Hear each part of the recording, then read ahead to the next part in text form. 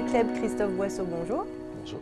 Sylvie Desclèbes, vous êtes directrice du lycée international Montessori et vous, Christophe Boisseau, vous êtes directeur de l'ESCE.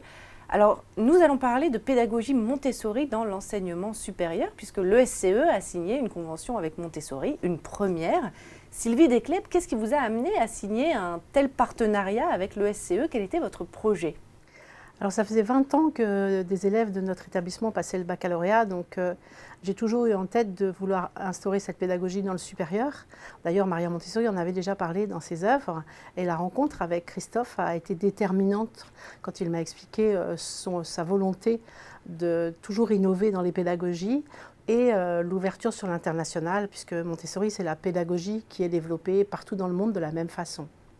Et alors vous, Christophe Boisseau, du côté de l'ESCE, quel était le projet d'un tel partenariat? Je crois que toute personne qui a été professeur dans sa vie a besoin de s'enrichir de manière permanente de techniques, de moyens, d'astuces, de préceptes qui lui permettent de ne pas être seul devant un groupe et tout au long d'une carrière de s'enrichir chaque année, même chaque mois si c'est possible.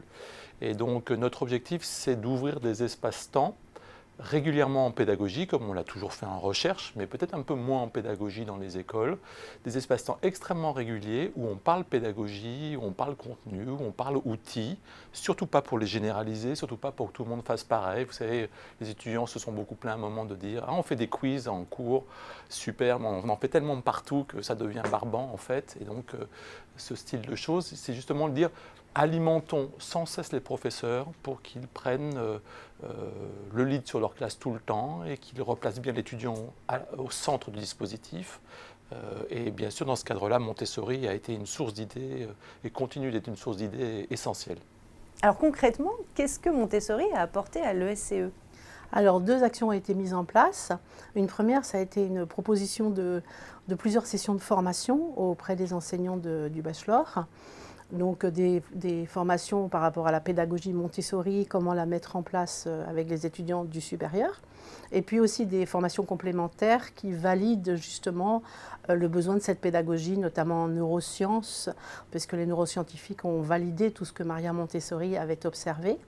Et ensuite, un certain nombre d'enseignants du lycée international Montessori ont intégré les cours du bachelor.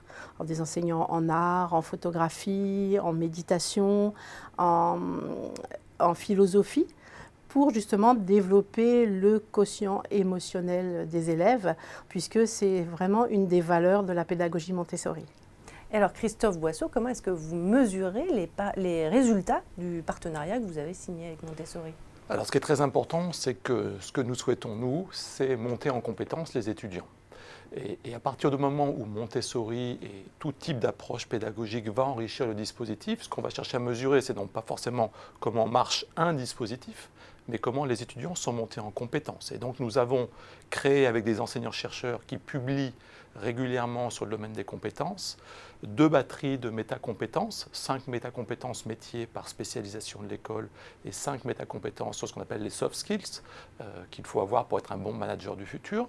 Et c'est ça que nous mesurons régulièrement et on regarde l'effet que peuvent avoir les outils sur ce type d'indicateur. Donc en fait, on a un mètre qui est fixe, ce n'est pas un mètre souple, c'est un mètre qui est bien fixe et dont on regarde les résultats sur plusieurs années.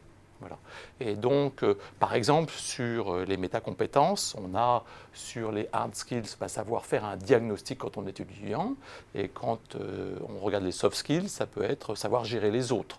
Et à chaque fois, il y a des compétences qui les mesurent, des comportements observables qui les mesurent, et on va regarder l'effet d'une pédagogie sur ce type d'outils. Merci à tous les deux pour cette analyse. Merci beaucoup. Merci. Mia.